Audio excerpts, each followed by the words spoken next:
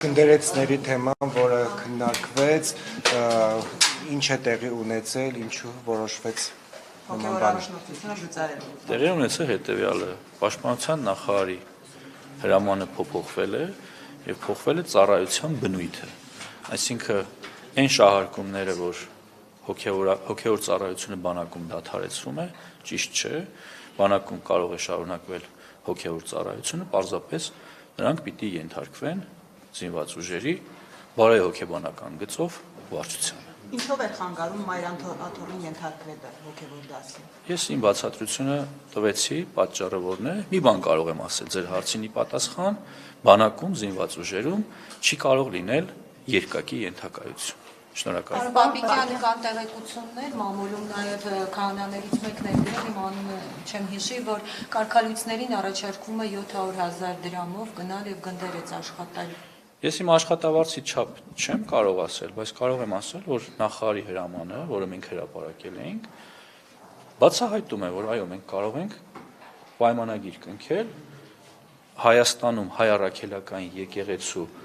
հոգևոր կրթություն ունեցող սպասավորների հետ, որպեսզի նրանք ծառայեն եւ կատարեն իրենց առաքելությունը։ Աշխատավարձի մասին հիմա խոսել չեմ։ Նկատի ունեն, որ այդպես փորձում եք ներգրավել նրանց, որ ուրանան, այսպես ասենք, եկեղեցին այդ ենթարկում։ Դե եթե Հայաստանի Հանրապետությանը զինված ուժերին բանակին ծառայել ինչ-որ մեկը ուրացում է համարում, դա իր անձնական գործ է։ Խոսքը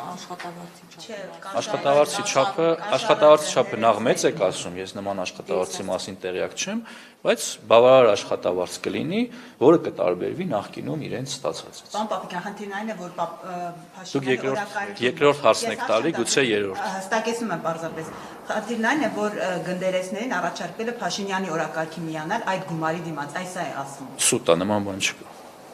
Պարոն Պապիկյան, դուք մասնակցում եք վարչապետի։ Ինչ արված է հրապարակային ասում, իմ հրամանը նույնիսկ ես բացել եմ, որ այս տարընթերցումները, հեքիաթները Այդ հրամանը շատ զուգադիպեց այդ գործընթացին։ Շնորհակալ եմ, համեցեք։ Չեք կարող առանց կաթողիկոսի այդ համաձայնության այդպիսի հրաման տայք։ Հարգելիներս, Հայաստանում բոլոր ինստիտուտները աշխատում են, թող բողոքարկեն, թող դիմեն դատարան, եթե այդպես է,